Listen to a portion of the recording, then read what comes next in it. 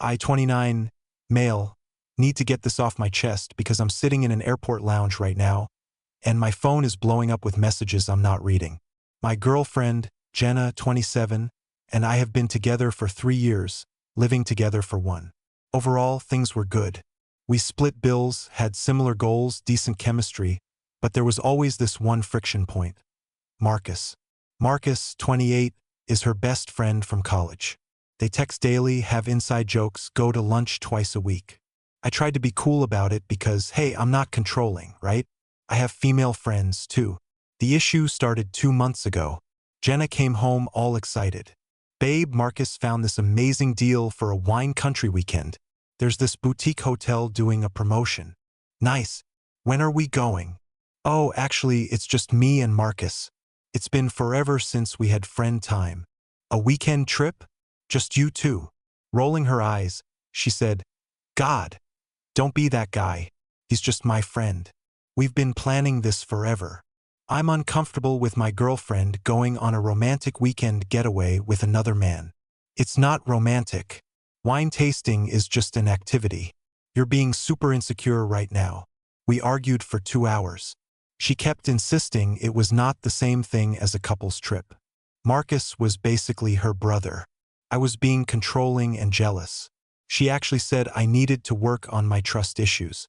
Finally, exhausted, I said, you know what? I understand. You're right. Friends should be able to travel together. Jenna, hugging me, said, see? I knew you'd come around. You're the best. She booked it that night. The trip was set for next weekend. Meanwhile, I made my own booking. Remember my coworker, Natalie, 26? We'd gotten pretty close over a project last year. Professional, but definitely friendly. Grabbed drinks sometimes after brutal deadlines. She'd mentioned wanting to check out this new resort about 3 hours away. I texted her that night. Me, hey, random question. Still interested in that resort trip? I'm thinking next weekend. Natalie, OMG, yes. Sarah was supposed to go with me, but she bailed. You serious? Me, dead serious. I'll book 2 rooms. Split the gas. Natalie, perfect. This is going to be so fun. Booked it. 2 rooms, to be clear. But the resort packages included a couple's massage, sunset sailing, wine pairing dinner, the whole 9 yards. Their Instagram is full of romantic couple photos. I didn't mention it to Jenna. She spent the week packing, talking about all the wineries she and Marcus would hit. I nodded along, packing my own bag when she wasn't around. Friday came. She kissed me goodbye. Jenna, see you Sunday night. Don't be mopey. Maybe call the guys for poker. Me, actually, I've got plans too. Have fun. Jenna, oh good. See? Healthy, separate activities. She left. I waited an hour, then headed out myself. The thing about social media is that everyone uses it. Natalie posted a story from the road. A selfie of us in my car, sunglasses on, Starbucks cups. Captioned, Weekend adventure loading. 20 minutes later, my phone exploded. Jenna calling. I ignored it. Texts flooding in. Who is that? Are you serious right now? Call me back now. This is not the same thing and you know it. 15 missed calls by the time we reached the resort. I finally texted back, having a weekend with a friend. Like you said, it's not the same thing, right? Natalie's just my coworker. Don't be insecure. My phone immediately rang. Natalie glanced over. You going to answer that? Me, nope. Let's check in. So the entitlement escalated fast. Like 0 to 100 real quick. Friday night was actually peaceful. I turned my phone on Do Not Disturb after sending that text. Natalie and I had separate rooms. She didn't even question it. Super chill. We had dinner at the resort restaurant and caught the live music. Genuinely a good time. She kept asking if I was okay. Though, Natalie, not to pry, but your phone's been lighting up non-stop. Me, girlfriend's having some realizations. Natalie, the weekend trip double standard thing. Me, how'd you guess? Natalie, dude, you literally asked me on a spite vacation. I'm not dumb. Plus, Jenna's stories show her with that Marcus guy at some romantic-looking vineyard. I woke up Saturday to 47 missed calls. 47. Plus texts from numbers I didn't recognize. Turns out Jenna had recruited her flying monkeys. Her sister Daniela, WTF is wrong with you? Jenna's crying. Her best friend Qley. This is manipulation and you know it. Super toxic behavior. Even her mom. Treating our daughter this way is unacceptable. Call her immediately. The hypocrisy was stunning, but the best message was from Marcus himself. Hey man, just wanted to say this is really uncool. Jenna's upset and it's ruining our trip. I thought you were more secure than this. Marcus, the dude who took my girlfriend on a wine country weekend, is lecturing me about being secure. The audacity. Around 11 a.m., Jenna switched tactics. The angry text stopped.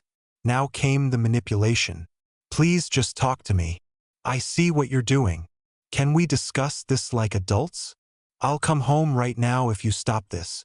Then she played what she thought was her trump card. Posted an Instagram story. Her in a sundress at a winery, looking sad, captioned, "When you realize some people would rather be petty than trusting." The comments rolled in immediately. Her friends attacking me without even knowing the story. Men are trash. You deserve better. He's showing his true colors. You know what I did? Nothing. Natalie and I went to the beach. She posted a picture of us on paddle boards. Tagged the location. Big smiles. Nuclear meltdown incoming. Jenna went DEFCON 1 Saturday night.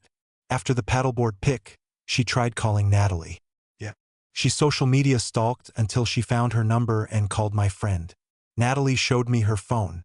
18 missed calls from an unknown number plus DMs on Instagram, Facebook, even LinkedIn. The messages were unhinged. I know you know he has a girlfriend. What kind of woman does this? He's using you to hurt me. Have some self-respect. Natalie, your girlfriend seems intense. Me, ex-girlfriend. This is exactly why I needed to show her the double standard. Natalie, want me to respond? Me, nah. Let her spiral. But Jenna wasn't done. Around 10 p.m., she did something I didn't expect. She showed up at the resort.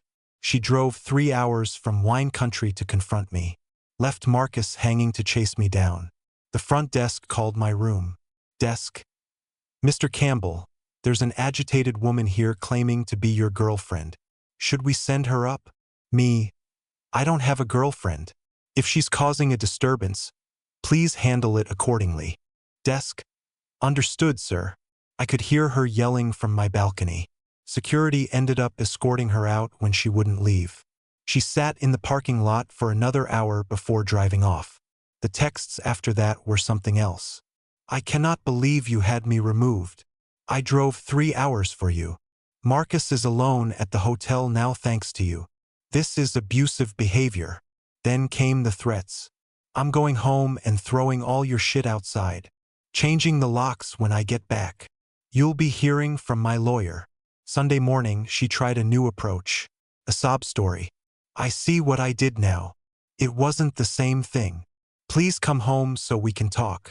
I'll cancel future trips with Marcus. Too little, too late. Natalie and I had brunch. Did the resort spa, separate services, before anyone asks, and headed back around noon. She was honestly the MVP through all this. Never made it weird. Just let me vent when needed and kept things light. Natalie, for what it's worth, I think you handled this perfectly. She needed to feel what you felt. Me, thanks. Sorry for dragging you into my drama. Natalie, are you kidding? This is the most entertainment I've had in months. Plus, free vacation. I drove home preparing for war. I got home around 4 p.m. Jenna's car was in the driveway, which meant she'd left Marcus completely stranded in wine country. Dude had to Uber home or something. That's cold even for this situation. I walked in to find my stuff wasn't thrown out. Instead, Jenna had laid out some kind of bizarre reconciliation scene. Candles lit, wine on the table, wearing the dress from our anniversary. Jenna, can we please talk now? Me, sure. Let me just grab my stuff first. Jenna. What? No, we need to discuss this. Me. We can discuss it while I pack. I started pulling my clothes out of the closet. She followed me around, alternating between tears and rage. Jenna. This is so unfair. What you did was completely different. Me. How? Jenna. You know how.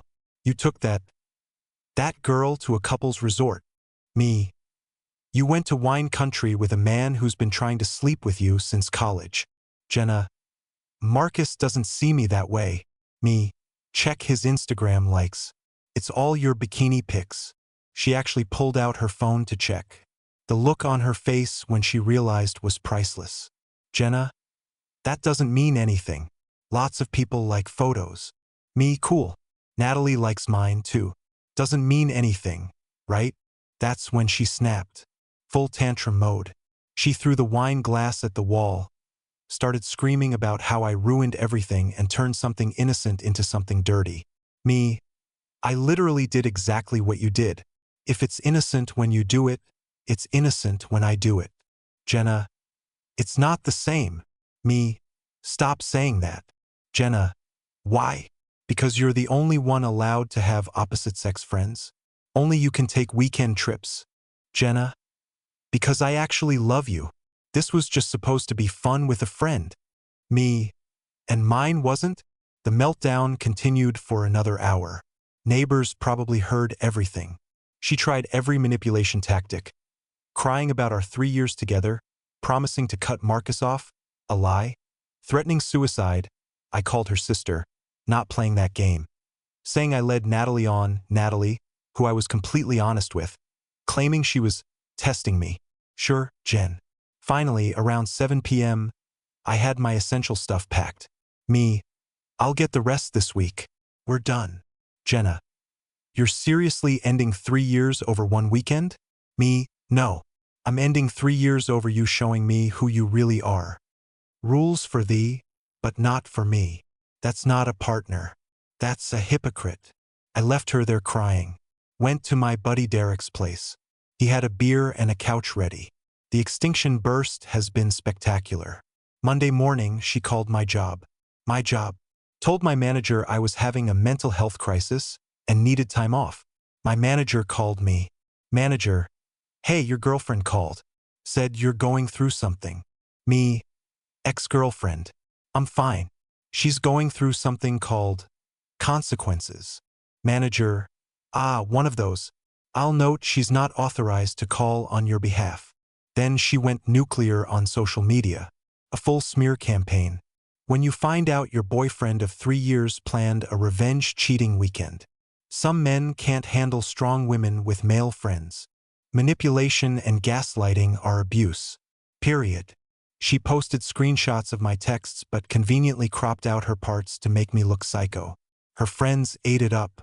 Comments about toxic masculinity, fragile egos. This is why we choose the bear, etc. So I did something petty. I posted my own update. Interesting how it's only cheating when I do the exact same thing she did.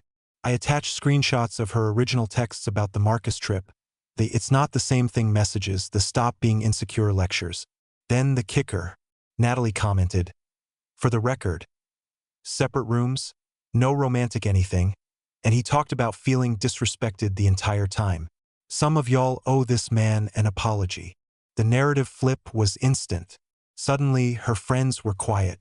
Some even deleted their comments. But Jenna doubled down, started messaging my friends and family. My mother got texts about how I'm having an affair with a coworker. My mom called me. Mom, what's this about you cheating? Me. I took a friend on a trip after Jenna took her male friend on the same kind of trip. Mom, oh, the Marcus boy. I never liked that situation. Me, wait, you knew? Mom, honey, everyone knew. That girl's been playing you for years. Years. My own mother knew and said nothing. Tuesday afternoon, the real kicker came. Marcus called me. Marcus. Bro, we need to talk. Me. No, we don't. Marcus. She's losing it. She showed up at my apartment at 2 a.m. Me. Not my problem. Marcus. She tried to kiss me. Me? What? Marcus? Yeah, man. Said something about how if you could move on so fast, maybe she'd been with the wrong person. And I turned her down. I have a girlfriend, dude. Me? You have a what? Marcus? Yeah. 6 months now. Jenna knew. The layers of audacity. She took a weekend trip with a taken man while accusing me of cheating for doing the same thing with a single woman. Marcus? Look, I thought you knew about Rachel. Jenna said you were cool with our friendship. Me? She said a lot of things. I'm starting to see that. Sorry, man. I honestly thought these trips were just friend things. I can't even be mad at Marcus. Dude was also being played. The aftermath has been chef's kiss. After the Marcus revelation, everything unraveled for Jenna. Turns out she'd been telling different stories to everyone. Told me Marcus was single and pining for her. Told Marcus I was controlling, but she was working on me. Told her friends I was emotionally abusive. Told her family I was probably cheating. When everyone started comparing notes, her house of cards collapsed. Her sister, Daniela, called to apologize. I had no idea she was taking these trips. She said she was at work conferences. Her bestie, Qley, unfriended her after finding out about the attempted kiss with a taken Marcus. Marcus's girlfriend, Rachel, went nuclear. She posted all the screenshots of Jenna's flirty texts to Marcus over the months. Late night thinking of you messages. Photos Jenna sent that were questionable for a friend. But the best part? Remember that couple's resort Natalie and I went to? They have a photo package where they take candids throughout the weekend. Natalie bought it as a joke and sent me the link. Every single photo shows us doing completely platonic friend things. Sitting across from each other at dinner, not next to each other. High-fiving after paddle boarding, not embracing. Separate loungers by the pool. It's literally the most unsexy revenge affair in history. I posted the album with the caption, "Since everyone's so interested in my cheating weekend, here's the evidence. Note the separate room keys in pic 3. Meanwhile, someone found Jenna and Marcus's wine country photos. Cozy dinner selfies. Sunset watching with her leaning on his shoulder. The comparison was not favorable to her narrative. Last I heard, she had to move back with her parents, couldn't afford rent alone, and lost half her friend group who felt lied to. Marcus blocked her after Rachel threatened to go full scorched earth. Her job found out she lied about those conferences and used sick days for Marcus trips. She sent one last text last week. I hope you're happy. You destroyed my life over nothing. I responded, I didn't destroy anything. I held up a mirror. You didn't like what you saw. I blocked her after that. Natalie and I were actually friends now. No romantic anything. Turns out we're both dealing with breakup drama. Her ex was a piece of work, too. We do Sunday brunch sometimes and laugh about how insane that weekend was. I started therapy to unpack why I ignored red flags for 3 years.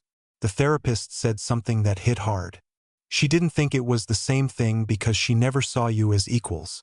Rules were for you, not for her. Damn. Living my best life now. Got my own place.